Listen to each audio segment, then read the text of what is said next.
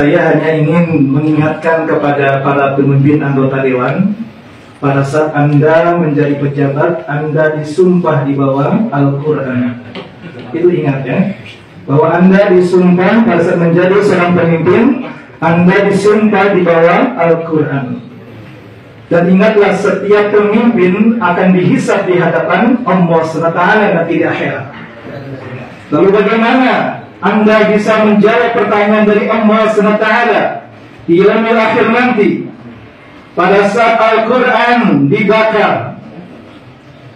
Apa sikap Anda di dunia? Bagaimana jawaban Anda? Bagaimana tindakan Anda pada saat Al-Quran diinjak-injak, dibakar oleh orang-orang kafir, dan banyak umat Islam yang menuntut terhadap para pemimpinnya supaya tidak diam saja? Harus ada aksi, harus ada amal dari para pemimpin. Bagaimana jawaban Anda pada saat bertemu dengan Allah, melihat Al-Quran dibakar oleh orang-orang kafir yang tujuannya adalah menghinakan Islam, menghinakan umat Islam? Terus yang kedua, bagaimana jawaban para pemimpin pada saat Al-Quran, ajarannya, aturannya diinjak-injak, dicampakkan? Bukankah Al-Quran itu sebagai hudan linnas? Bukankah Al-Quran sebagai imam kita? Bukankah Al-Quran itu sebagai undang-undang kita? Tapi kenapa di negeri yang mayoritas muslim ini, yang mereka para pemimpinnya disumpah dengan Al-Quran, tapi tidak mau mengamalkan Al-Quran, tidak mau menjadikan Al-Quran sebagai undang-undang mereka?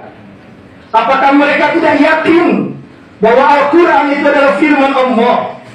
Apakah mereka tidak yakin bahwa kalau mereka mengamalkan Al-Quran, maka negeri ini akan menjadi negeri yang penuh dengan keberkahan?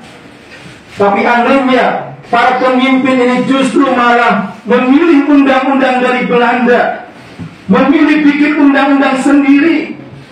Padahal Al-Quran itu sudah sempurna. Rasulullah sudah memberikan contoh yang teladan dengan terbaik. Kenapa kita masih mencari-cari yang lain? Bagaimana jawaban Anda nanti di hadapan Allah SWT pada saat melihat Al-Quran tidak diterapkan di negeri kita yang mayoritas muslim? Saya hanya mengingatkan itu saja. Anda disumpah dengan Al-Quran, dan ingatlah nanti Al-Quran akan bertanya kepada Anda.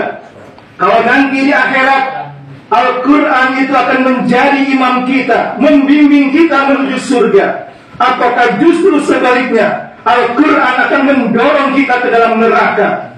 Kalau bapak-bapak sekalian tidak peduli kepada Al-Quran, tidak mau menerapkan Al-Quran, maka ingatlah, satu saat omongan saya ini akan terbukti. Bapak-bapak akan didorong oleh Al-Quran ke dalam api neraka.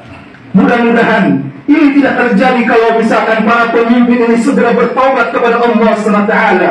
Karena dosa di negeri ini sudah banyak sekali, sudah banyak. Wa man lam yahkum bima anzalallahu faulaika humul kafirun. Dan siapa yang tidak berhukum dengan hukum Allah, mereka itulah orang-orang kafir. Apakah Bapak mau dicap oleh Allah sebagai orang kafir? Ngaku iman, tapi tidak mau diatur oleh Al-Quran. Itu ada dalam surat Al-Maidah. Wa man lam yahkum bima anzalallahu faulaika humul kafirun. Kemudian dalam ayat berikutnya, fa hukmal jahiliyyati yabghun wa man ahsanu minallahi hukman liqaumin yuqinun. Apakah hukum jahiliyah yang mereka kehendaki? Dan hukum siapakah yang lebih baik daripada hukum Allah? Apakah kita belum yakin dengan kebenaran Al-Quran? Apakah kita belum yakin dengan kehebatan Al-Quran? Mudah-mudahan tausiah ini bisa memberikan kesadaran kepada pemimpin kita yang mayoritas muslim, sehingga mereka mencintai Al-Quran dan buktikan Al-Quran itu dengan melaksanakan Al-Quran, dengan menerapkan Al-Quran. Terima kasih. Assalamualaikum warahmatullahi wabarakatuh.